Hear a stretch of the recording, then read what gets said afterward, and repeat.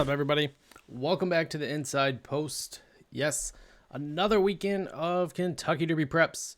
This time, jumping over to Oaklawn Park for the Grade 2 Rebel Stakes with 14 probable runners as of now that's going to run for this. 50 points for Kentucky Derby.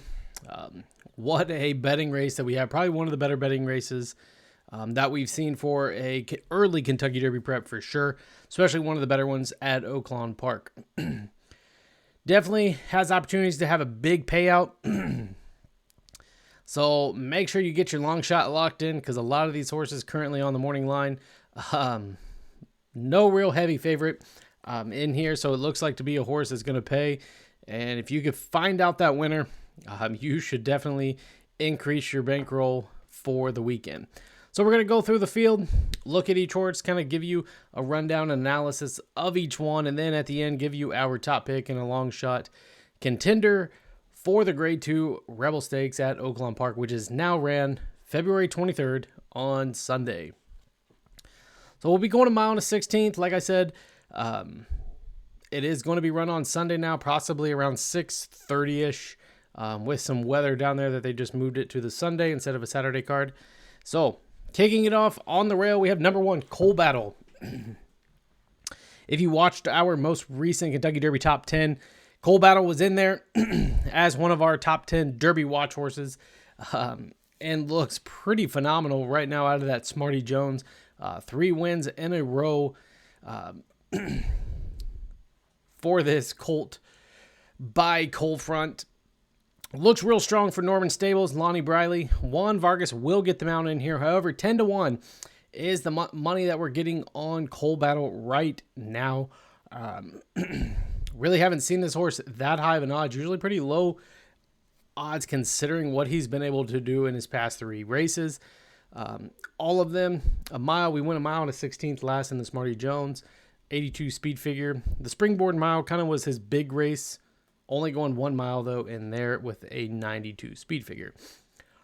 Looks to be one that could do it a couple different ways. So we're going to see if we're going to get it early speed out of Coal Battle. That's what he did in the Smarty Jones. He was a big closer in the Springboard.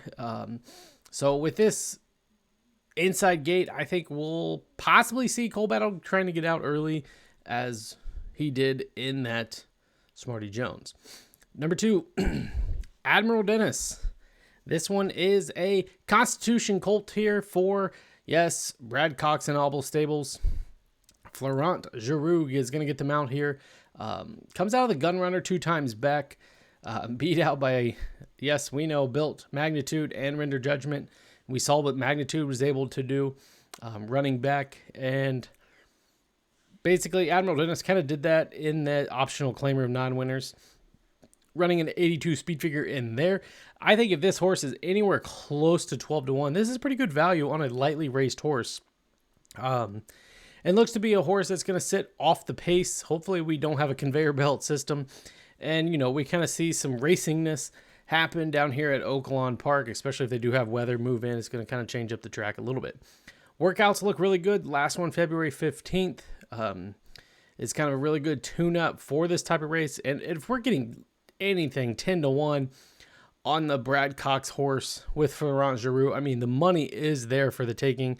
This one definitely a sneaky but pick for sure. And kind of has some tacticalness. That's, like I said, wants to sit off the pace a little bit. But definitely some value with this one. Number 3, the horse that's probably going to get the most talk or the most attention is the Mark Casse trained Sandman. We all saw it. We all were witnesses to what he did in the Southwest. Basically broke out in a complete angle, almost sideways, jumped at the start, whatever you want to call it. He just did not have a very good gate break. And on a track that was kind of favoring early speed and closers, not able to close.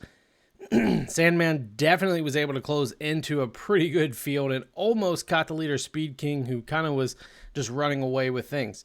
So he's going back to the mile and 16th yet again, looking to pick up just a little bit more Derby points and to look to kind of bounce back from his 91 speed figure. I think he's going to run a big one in here yet again.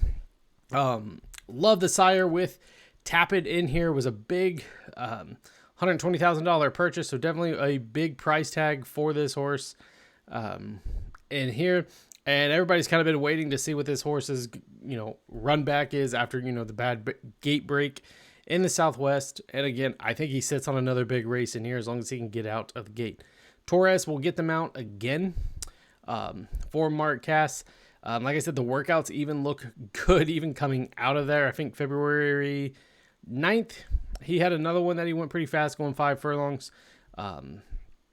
So kind of hasn't missed a beat. Nothing seems to be off with the horse. Seems to be holding his form from that Southwest as well. Number 4, we got Hypnus, Kenny McPeak, Brian Hernandez locking up together on this very lightly raced Into Mischief colt. So far, breaking its maiden at the 60 level. 92 speed figure in there on a sloppy track down at Fairgrounds. So very interesting that the horse has a big speed number off of an off track.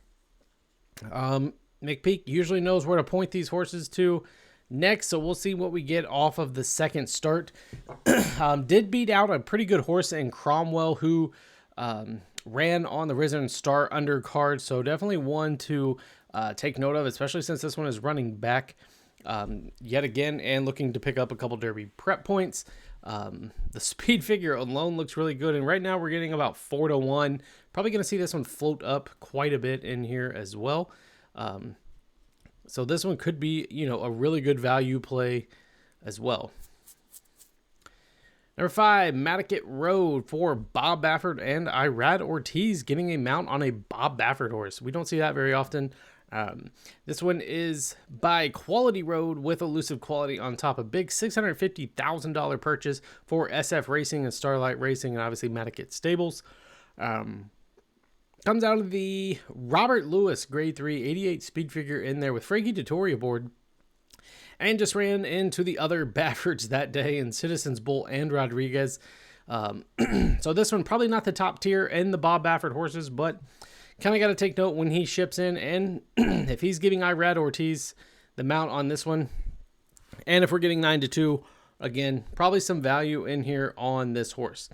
However, its lone start in 2025 was the Robert Lewis, finished third.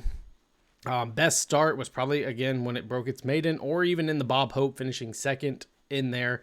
I believe it was behind Bullard, who is also in here as well. The speed figures look to be the top of the field that have been very consistent for sure for this Bob Baffert trainee. So we'll see if this one's able to run like its stablemates has done in the other Derby preps. Number 6, publisher Steve Asmussen, Flavion Pratt gets the mount for the American Pharoah colt. Another big $600,000 purchase. Gus King and Estates are the owners here. Comes out of the Southwest with some of the other contingents in here of Speed King, Sandman, and Tiztastic. Outside of that is a non-maiden breaker, so has yet to win a maiden. Second and a couple thirds in those $100,000 maiden levels. But probably rightfully so at 20-1, but we saw what Steve Asmussen trained horse did last week in the Risen Star, so we'll see if his 3-year-olds are kind of gonna run that same type scenario. In the 7 hole, we got Dreamin' Blue, Randy Morse, Francisco Arrieta getting the leg up on this horse who just broke its maiden at Oaklawn Park. However, going short, we're only going 6 furlongs on this son of Street Boss. Very interesting. The speed figure in that maiden breaking race was a huge number of 96. Outside of that, a couple seconds and a fourth. In the other maiden tries that this one has went out, but has not ran at anything over a mile. So definitely going to be interesting to see if this horse is going to take to the distance. Maybe one that's going to stick to that shorter sprint type races. And this one maybe a little bit too much for Dreamin' Blue.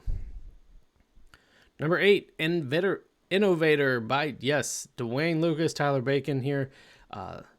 This Son of Authentic will be making, I believe, his 9th start for his young 3-year-old season for BC Stables. Comes out of LeCompte, finished 3rd in there behind Disco Time and Built.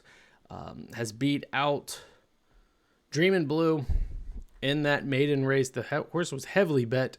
Has been heavily bet in several of his races. Was also beat out by Sandman early on in a $100,000 maiden. Did not fire at all in the hopeful. Was beat out by Chancer McPatrick. So it seems like this one's going to go either up or down, but 15-1 right now for a horse that's put in a bullet work at Oaklawn Park back on February 14th. So does have some speed in the workouts. Looks to be an early speed horse as well, kind of like what most of these Dwayne Lucas horses kind of get out of the gate early and try to wire the field. That looks like the plan here yet again is for this horse to get out early and see what can happen. Does have some early speed, just going to be outside of some speed and has some speed outside of itself as well. So definitely going to be in a tough spot here.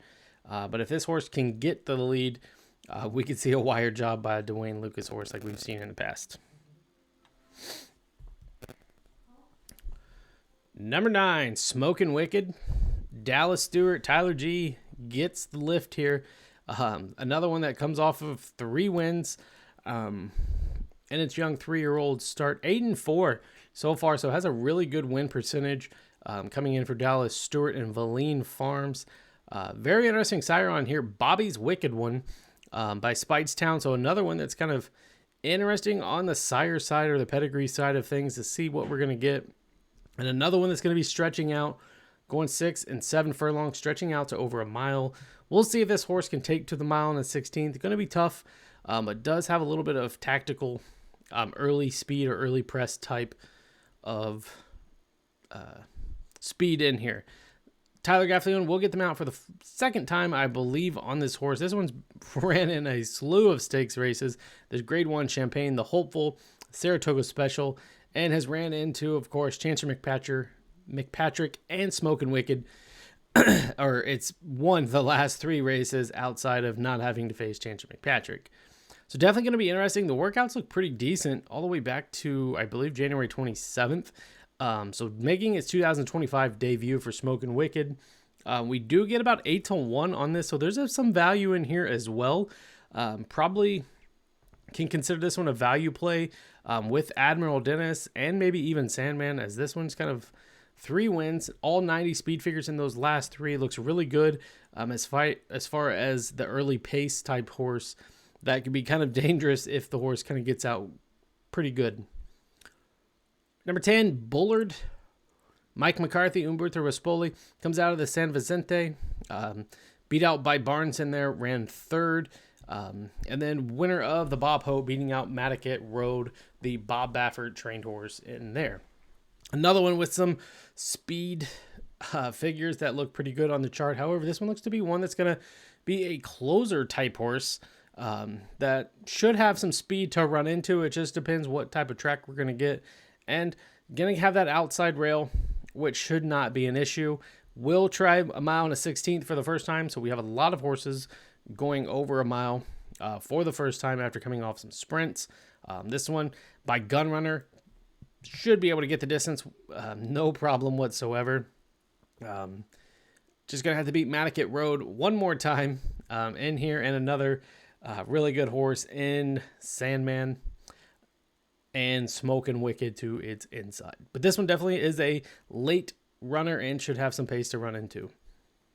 11, we have Speed King, Ron Maquette with Rafael Bejarano, Triton Thoroughbreds. The 3-year-old Gray out of Volatile, 3 for 2 so far in 1 for 1 in 2025, 3 and 2 so far for the career. A big win in the Southwest, the 92 speed figure in there. Yes, was able to hold off the wild running Sandman who was coming late. Another one that has some early speed that's going to get this outside rail or outside post and should be able to get to the lead fairly easily, I do believe, because the gate kind of won that horse the race in that Southwest. Here, though, we're only getting 6-1. Last time the horse was about 15-1. So not as big of a price on Speed King, but I think this one's going to run big yet again. The workout at February 14th, 4 out of 117, went 4 furlongs in 48, so definitely has some speed in the name, Speed King. So definitely is going to be one that's going to be running early, and probably the one that they're all going to have to run down to catch. Number 12, Brereton's Baytown, Paul McKinney, Joseph Billmere. This one is by Upstart out of Flatter. Another one with a lot of races under his belt. 9 races in here, I believe. This one ships in from either Charlestown or Laurel Park. Comes in off a claiming race, winning last time out 88 speed figures. So the speed looks way off of some of these other contingents, and rightfully so. We get 50 to 1 on this horse. Looks like the horse has been training at Turfway Park or maybe Turf Paradise. So we'll see if the transition to the dirt kind of picks up on this horse, but did win on a muddy track last time out. 13, Tistastic. We've seen this horse quite a few in the Juvenile Mile, the Street Sense, the Jockey Club, and the Southwest, and is really unable to do much. Does get Steve Asmussen and Jose Ortiz back on this horse for Winchell Thoroughbred. So again, kind of the same thing with the Magnitude horse that we just seen in the Rizern. So we'll see if this one kind of has that same pickup speed that we saw out of Magnitude. And unfortunately, obviously, that one's not on the Derby Trail anymore. By Tiz the Law, so kind of has some pretty good pedigree for, the Derby preps and stuff. We'll just see the workouts kind of a little bit off from some of the other contenders. And again, we'll have to run against Speed King and that man, Sandman, to go away and win this one as well. Looks to be one that's going to be a closer type horse. So we'll see. It's going to have some speed to run into, but definitely the outside post will make it a little bit difficult to see how far this horse kind of falls back.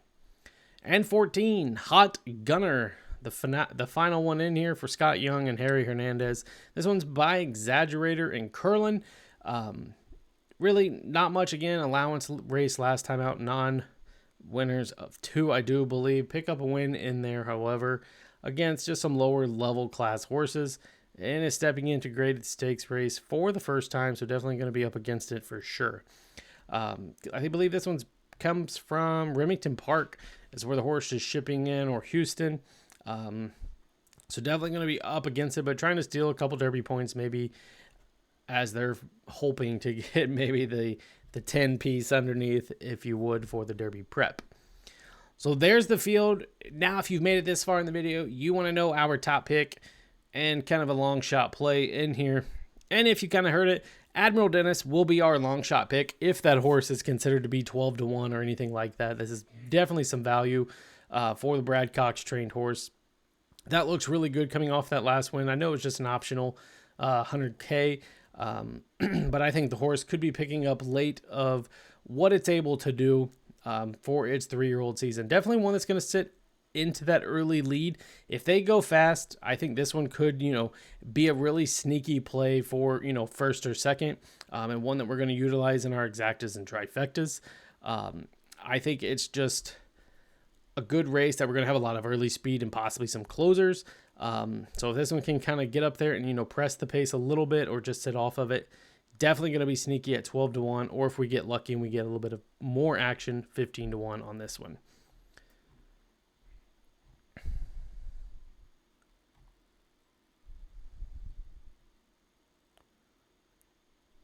Top pick is going to be number 10, Bullard. Yes, we're going away from Sandman. Just kind of wanted to see that one take a little bit more time off. And of course, Speed King. We love that horse. There's not much value, 6 to 1 right now compared to what it was. So we're going to take a shot with Bullard in here, shipping in from Santa Anita and Del Mar. Comes out of the San Vicente. Again, like I said, beat out by Barnes, but was able to beat out the other Baffert in Matticat Road. So we'll see if this one is just, the second tier type horses to the Bafferts that are out west. So we'll see if it's able to ship in. It's going to have to run a bigger number than the 86 that it got in the San Vicente. Hopefully we see what the horse did in the Bob Hope. We get a repeat of the Bob Hope, and I think this one definitely can be one to that's going to be running late for sure. If we do have some early speed, which it looks like we are, Bullard should have some type of pace to run into and definitely can be dangerous as a pretty good closer in here. As long as the horse doesn't get it too shuffled back, you know, sitting in that mid pack is kind of where this horse will be comfortable. And then Rispoli should be able to make a late run down the track. The big question is he going to want that mile on the 16th? That's kind of what the big if is right now. But definitely has the class running against some of the other top horses that have been out west. So we'll see if that West Coast form can hold up against some of these East Coast runners. And we'll see if our long shot and Admiral Dennis can kind of pay off over top of Bullard. So there's our picks and the rundown and the analysis of the field for the Grade 2 Rebel Stakes at Oaklawn Park, which again is now raced on Sunday, February 23rd for 50 Kentucky Derby points. We thanks for watching and hope you liked the video. Let us know down below your pick for the Rebel. And again, subscribe, turn on your notifications as more Derby preps will be posted. Thanks, guys.